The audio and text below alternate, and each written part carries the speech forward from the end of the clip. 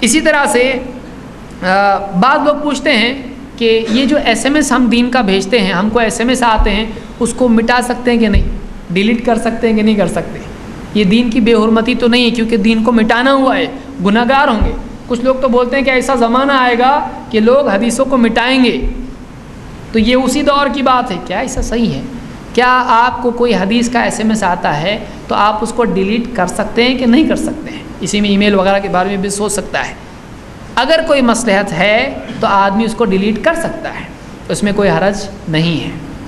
مثال کے طور پر ابو بردہ کہتے ہیں کان ابو موسیٰ یحدثنا باحادیث، ابو موسیٰ اشعری رضی اللہ تعالیٰ عنہ ہم کو حدیثیں بتاتے تھے۔ فقمنا لنکتبها، ہم اٹھے، ہم نے اس کو لکھنے کا ارادہ کیا، لکھنے کے لیے ہم اٹھے۔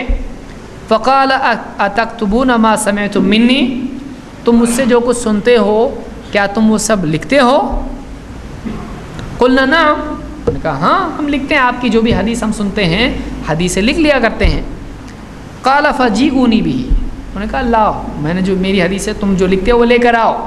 فدعا بماء فغسلہ، پانی منگایا، پانی سے پورا لکھا ہوا کیا کر دیا؟ دھو دیا۔ کون ہے یہ؟ ابو صحابی ہیں، تو جو حدیثیں لکھی ہوئی تھی انہوں نے کیا کر دیا؟ اس کو دھو دیا۔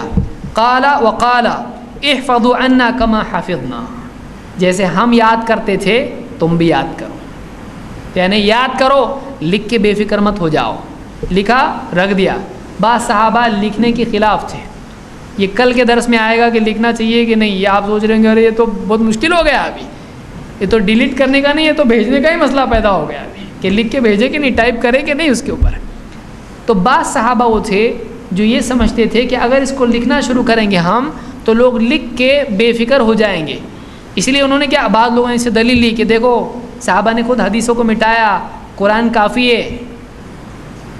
اب یہ بھی عقل چلانے والے پیدا ہوتے ہیں، تو صحابی نے کیا کہا، انہوں نے خود مٹایا اس کو، اور کیا کہا، جیسے ہم نے یاد کیا تم بھی کیا کرو، تو حدیث یاد کرو نا، مٹاؤ نہیں، کاغذ سے انہوں نے اس کو مٹایا۔ کل اس کی تفصیل انشاءاللہ آئے گی کیونکہ کل اسی بارے میں درس رہے گا۔ تو انہوں نے کہا احفظوا عنا کما حفظنا، جیسے ہم نے یاد کیا تھا حدیثوں کو اللہ کے نبی صلی اللہ علیہ وسلم کی، تم بھی اس کو یاد کرو۔ تو اس میں دلیل ہم کو ملتی ہے کہ صحابی نے لکھی ہوئی حدیثوں کو کیا کیا، مٹا دیا۔ تو کوئی اگر مصلحت ہے تو کوئی آدمی اس کو اگر مٹاتا ہے، ڈیلیٹ کرتا ہے تو ایسا کر سکتے ہیں۔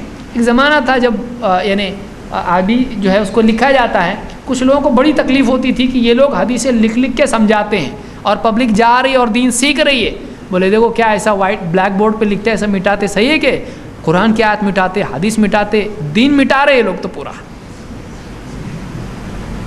تو کیا جائز ہے ایسا؟ تو آپ دیکھیے کہ اس سے ہم کو ملتا ہے کہ صحابی نے کیا کیا، لکھے ہوئے کو مٹایا۔ تو کوئی مصلحت اگر ایسی ہے تو اس کو مٹایا جا سکتا ہے۔